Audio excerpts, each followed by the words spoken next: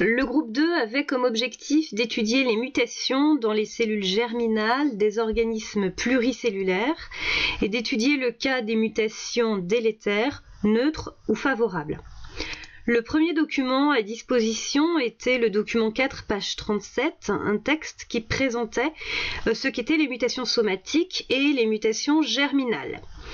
Donc on avait la définition de ce qui se passait lorsqu'une mutation peut survenir dans des cellules germinales. En fait, on nous dit que les mutations germinales sont des mutations qui surviennent dans un tissu qui se différenciera en cellules reproductrices, mutation germinale, et si les cellules reproductrices mutées prennent part à la fécondation, la mutation sera transmise à la génération suivante.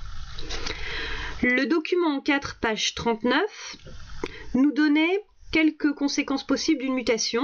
Donc d'une mutation qui se transmet, elle peut ne pas être transmise à la descendance, ou bien, donc dans ces cas-là, on parlera, la mutation disparaîtra, ou bien elle est transmise à la descendance. Dans ces cas-là, il y a deux possibilités, soit elle ne touche pas un gène, ou bien soit elle touche un gène.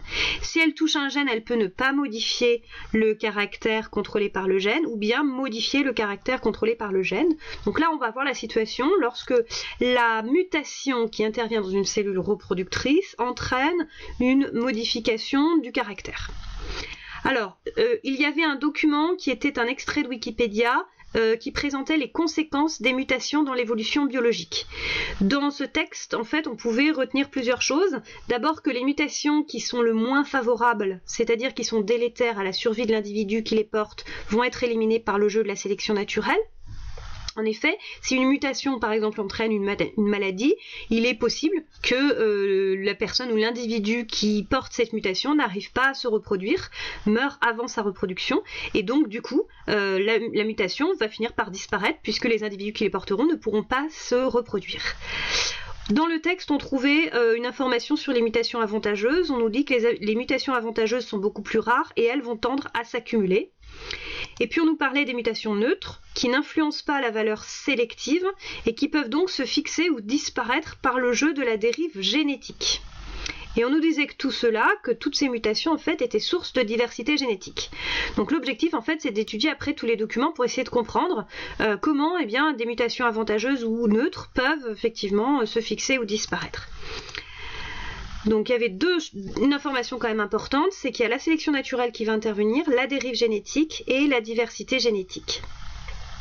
Alors pour le cas des mutations délétères, on nous reparlait de la thalassémie que nous avions étudiée dans un TP précédent, simplement pour nous dire qu'effectivement la thalassémie c'était un cas de mutation délétère puisqu'elle touchait la chaîne bêta de l'hémoglobine et que les individus qui la portaient avaient un handicap relativement lourd et donc risquaient effectivement de mourir avant de se reproduire. Le document suivant nous présente le cas d'une mutation favorable. Donc c'était le document de l'exercice 9, page 46. Alors dans le texte, il y avait plusieurs informations qui sont aussi surlignées en jaune qu'on pouvait repérer.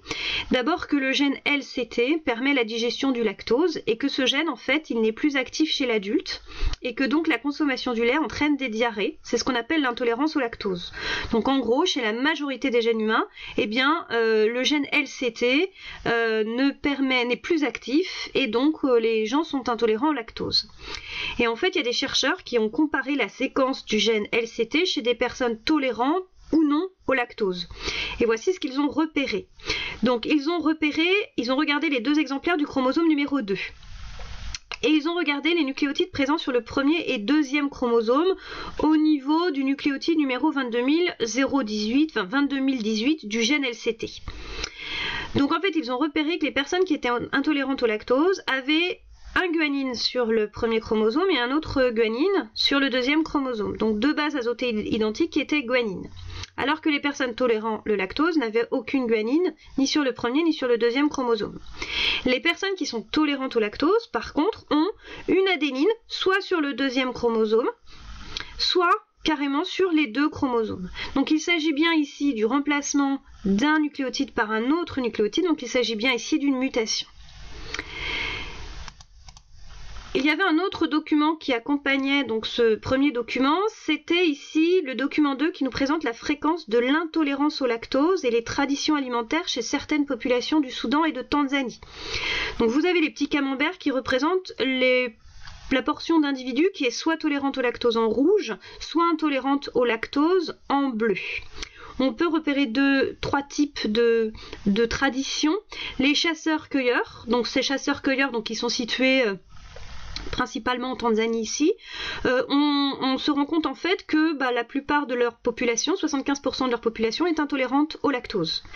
Chez les populations qui sont agro-pasteurs, c'est-à-dire qui ont une tradition d'élevage et de culture végétale, eh bien on s'aperçoit qu'il y a une proportion plus importante d'individus qui sont tolérants au lactose. Et puis là où c'est marquant, c'est chez les populations de pasteurs, c'est-à-dire ceux qui ont de l'élevage, eh bien il y a une tolérance au lactose qui est très importante dans cette population, c'est-à-dire que la majeure partie de la population est tolérante au lactose. On voit ici clairement le cas d'une mutation qui est avantageuse lorsqu'effectivement la population pratique l'élevage. Il est important pour la population de pouvoir digérer le lait, et donc effectivement les individus ont été sélectionnés, les individus qui portaient la mutation qui leur permettait de digérer le lait ont été sélectionnés dans cette population. Donc là on a vraiment l'exemple de la sélection naturelle qui peut arriver. Ici, on nous présente le cas d'une mutation neutre, les groupes sanguins. Donc le premier document était un rappel sur la présence des 4 groupes sanguins dans les populations humaines. Vous avez ici l'aspect des hématies chez les différents groupes sanguins. Donc une personne qui est de groupe A va posséder sur la surface de ses hématies des molécules A. Si une personne est de groupe sanguin B, elle possédera des molécules B. Une personne de groupe AB possédera des molécules A et B, alors qu'une personne de groupe O ne possédera aucune molécule. Et on nous donne l'information suivante, on nous dit qu'en fait l'enzyme qui est responsable de la fabrication des marqueurs, donc des molécules présentes sur les hématies, est codée par un gène qui est situé sur le chromosome 9 et qu'il y a 3 versions différentes de ce gène, les allèles A, B et O, qui vont coder donc pour ces 3 molécules différentes. Enfin, on nous dit que l'enzyme O en fait ne fonctionne pas et donc il n'y a pas de marqueur.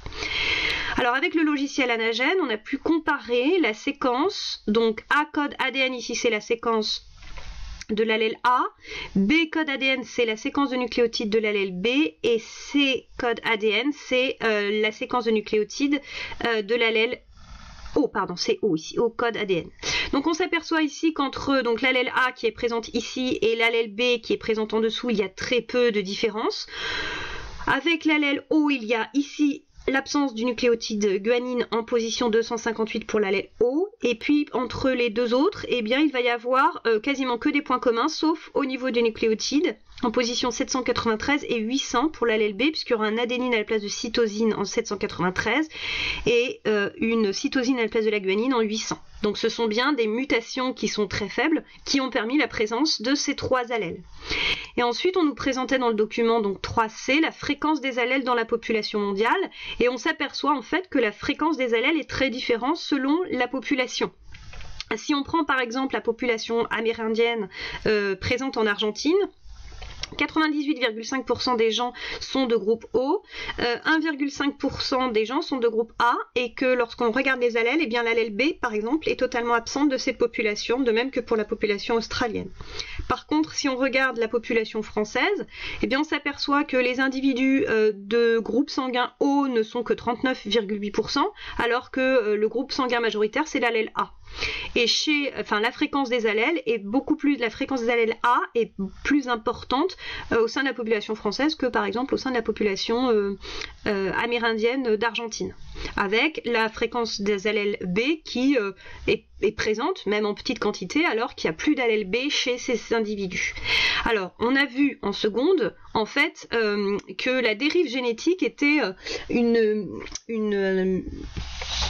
une variation en fait de la fréquence d'allèles dans une population, mais que c'était une variation qui se faisait de manière aléatoire, en fonction des individus qui se reproduisent ou non, que la sélection naturelle n'intervenait pas ici.